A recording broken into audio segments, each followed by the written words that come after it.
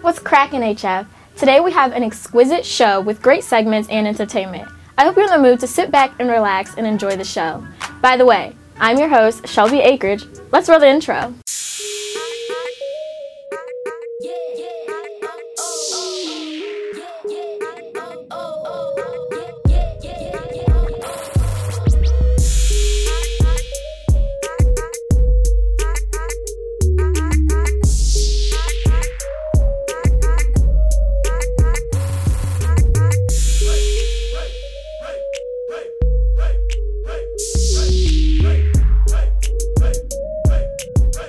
Did you know today was National Take Your Parents to Lunch Day? Maybe you should take your parents to lunch and pay for them this time. Wait, that's my parent, not yours.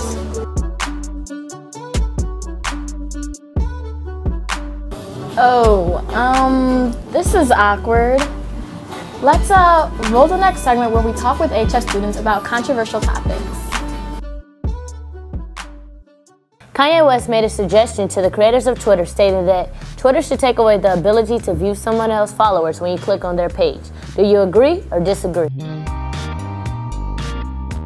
I agree with Kanye because some people base people off their followers. Like if they don't got like 1,000+ followers, then they ain't gonna follow them back and stuff like that. So yeah, I agree.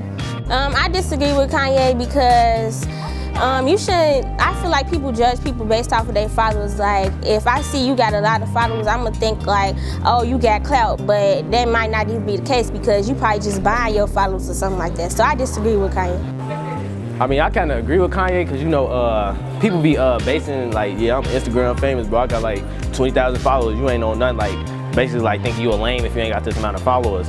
But at the same time, you know, it's kind of like, you shouldn't be able to see who I follow because you might be on some weird nut stuff.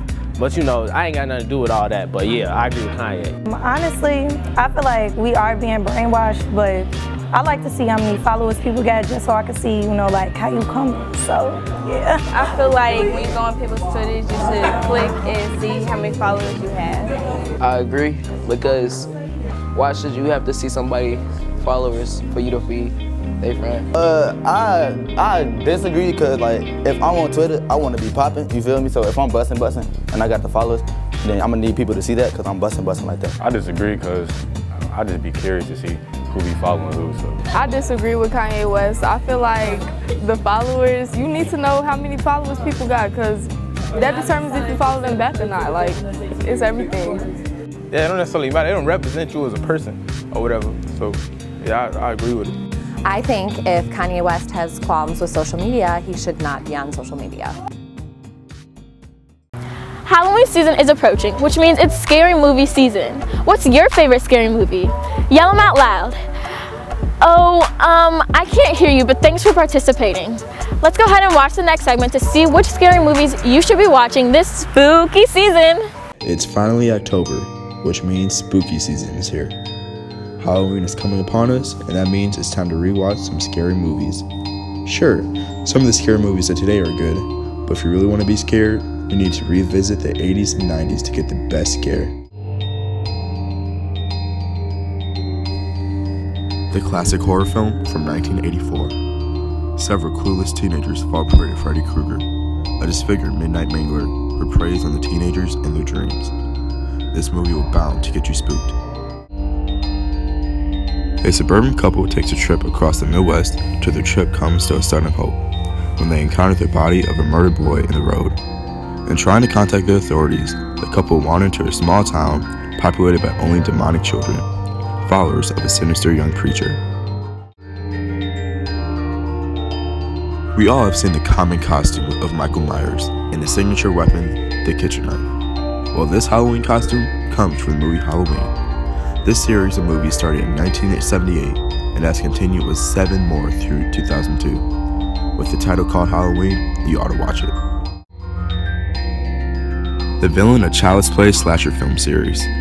Chucky is portrayed as a notorious serial killer whose spirit inhabits a good guy doll and continuously tries to transfer his soul from the doll to a human body.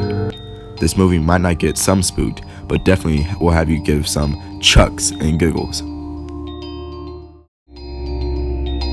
The film of another iconic Halloween costume, Jason, comes from Friday the 13th. A group of camp counselors are stalked by an unknown assailant while trying to reopen a summer camp, which years before was the site of a child's drowning. From VTV, this is Bryce Dorsey. Whoa, that just gave me chills.